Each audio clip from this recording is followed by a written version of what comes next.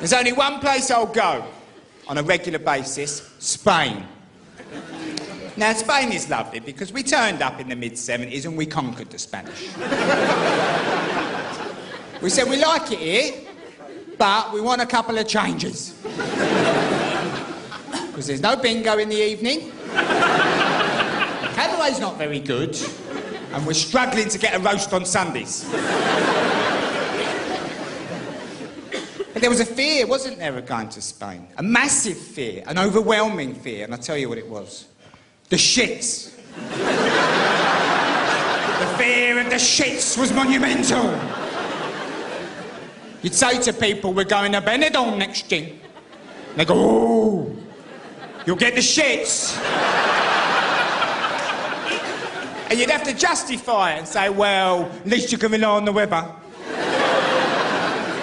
But you go to Spain, get the shits, have a nice time, come back.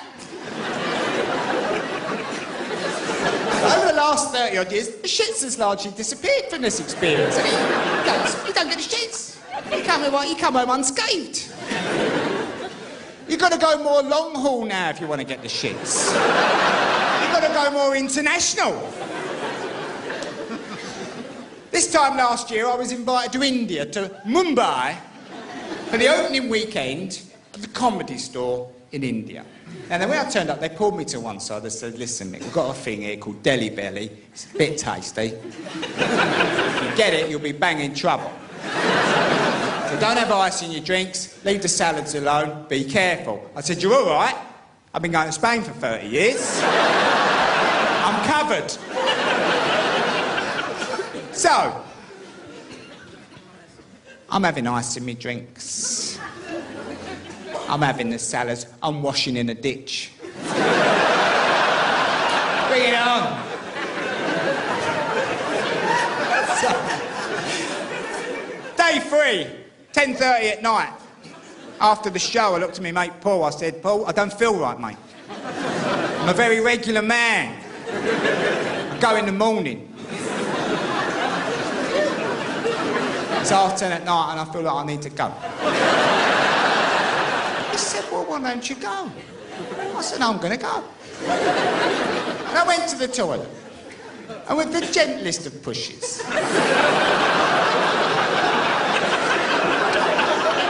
the world fell out of my arse. It is terrifying. You're wondering where it all comes from. You start to panic, you think I'm going to empty. I'm going to end up a costume of a man. They're going to find me hung on the back of the door. I went out to me mate Paul, a bit panicky. Genuinely scared. I said, Paul, this stuff's coming out of me. All this dirty water. He said, well, how bad is it? I said, have you ever emptied an old radiator? That's the consistency we're looking at. He said, oh, it can't be that bad. He said, come and have a night out. What's the matter with you? Come. I said, I can't. I said, I've got about 5 seconds between when I think I'm going to shit myself and when I will. I said, this ain't no disco, man. This ain't no fooling around. And he was rather unsympathetic, if you don't mind me saying. But a couple of days later, he phoned me up, room to room. About 9:30 in the morning, sounding a little bit upset. He said, Micky, I think I've got him. I said, go on then, how bad is it? He said, put it this way. I've just farted. And some of it sprayed on my pillow.